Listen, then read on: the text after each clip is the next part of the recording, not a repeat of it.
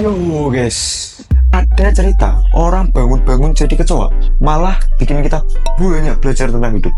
Gimana tuh?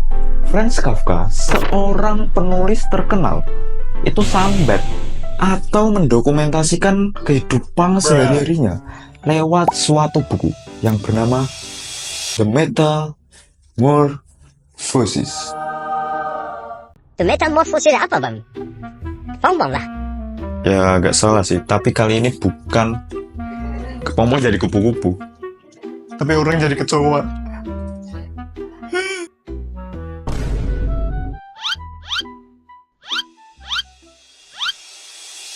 Nah, jadi gini guys. Ada karakter utama bernama Gregor. Nah, Gregor ini menggambarkan si Kafka in real life. Masuk. Ada karakter lain, yaitu keluarga Gregor.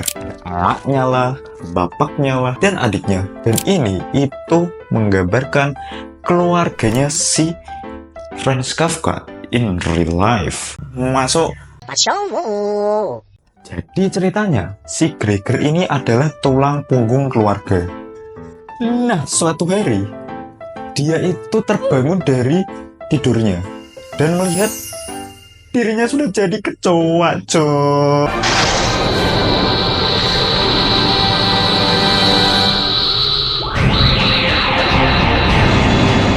Awalnya, dia itu cuma mikir kalau dia itu lagi mimpi, coy. Karena kan capek kerja gitu kan, tidak work-life balance gitu kan. Anjay. Jadi dia memutuskan untuk sleeping lagi. Kayak kamu lah bang. Problem. Tidur lagi. Bangun lagi. Makan. Bising. Repeat. Setelah Gregor ini terbangun lagi, bener coy, ternyata bukan mimpi, tapi real cuy, dia menjadi kecoa beneran. Makanya jangan takut untuk bermimpi guys.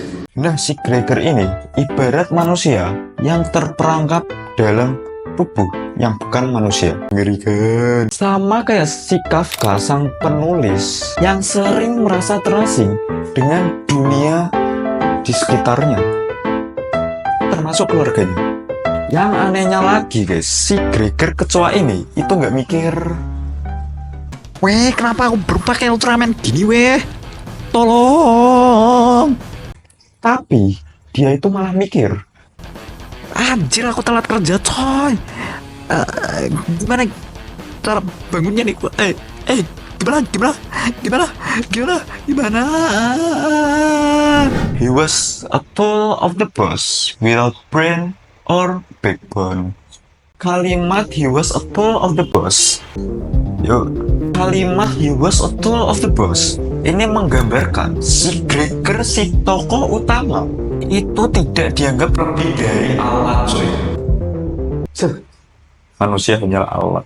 Jadi bukan manusia dengan pikiran dan perasaan, melainkan hanyalah sebuah mesin kapitalisme. Nah, frasa without brain or backbone ini menggambarkan hilangnya keberanian dan otonomi berpikir. Jadi tuh Gregor ini terlalu terjebak dalam rutinitas bekerjanya, ya demi membayar pinjol keluarga dan kehidupan keluarganya, sehingga dia itu menjadi orang yang pasif tanpa kemampuan atau keberanian untuk mengubah nasibnya. Franz Kafka di sini, si penulis itu mengingatkan ke kita bahwa hidup lebih dari sekedar berguna. The true meaning of life. Kita harus menemukan makna dan tujuan, terutama yang menghormati kemanusiaan kita. Kelas. Karena si Gregor ini nggak keluar-keluar dari kamarnya. Aduh, susah banget sih ini Bu anak. Emak dan manajer tempat dia bekerja mengetuk kamarnya. Bangun jam berapa kamu, God? Kerja. Udah jam berapa ini? Woi. Aduh Pak, kok nggak ada jawaban ya Pak dari tadi Pak? God? Apa mati ya? ngawur ibu nih kalau ngomong. Tapi betul juga sih. Singkatnya, Gregor berhasil buka pintunya. No, akhirnya bisa. Surprise! Wah, ibunya pingsan, manajernya kabur, bapaknya. Wih, jangkrik. Master, singkatnya, Gregor ini dikurung di kamarnya. Tak kuancing ya. Kecoa.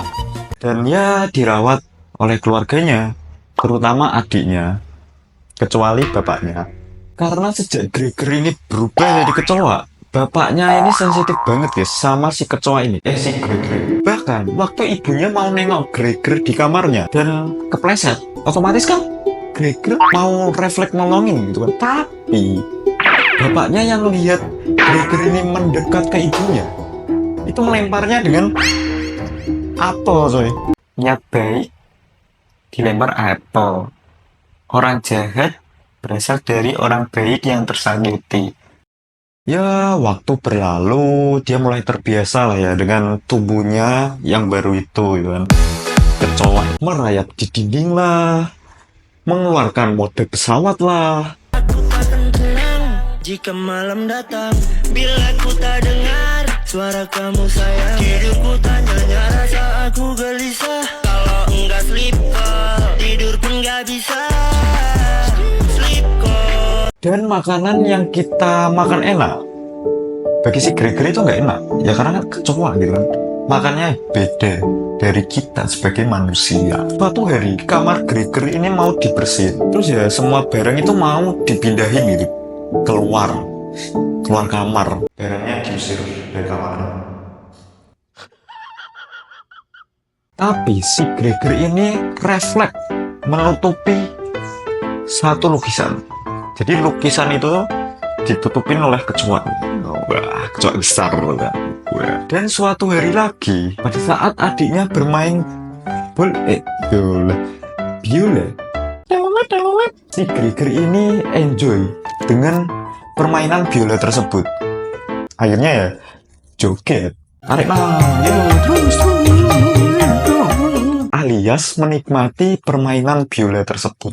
Nah, dua scene itu, scene yang tadi nutupin lukisan sama joget waktu main biola, itu menggambarkan bagaimana si Franz Kafka, sang penulis, melihat bahwa seni itu adalah satu-satunya cara untuk dia dapat terhubung dengan manusia di tengah keterasingannya, guys. Kafka ingin menunjukkan bahwa dalam keterasingan sekalipun, manusia masih mencari makna, pengakuan, dan hubungan emosional. Meskipun tidak selalu berhasil mendapatkannya. Tadi kan aku ngomong, waktu adiknya mainin biola, dia joget.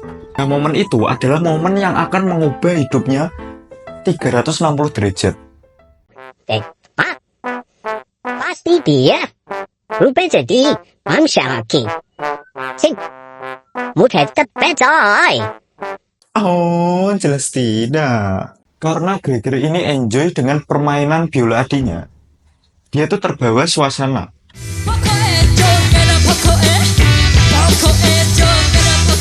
Dan ketahuan sama orang yang nyewa atau ngontrak di rumahnya.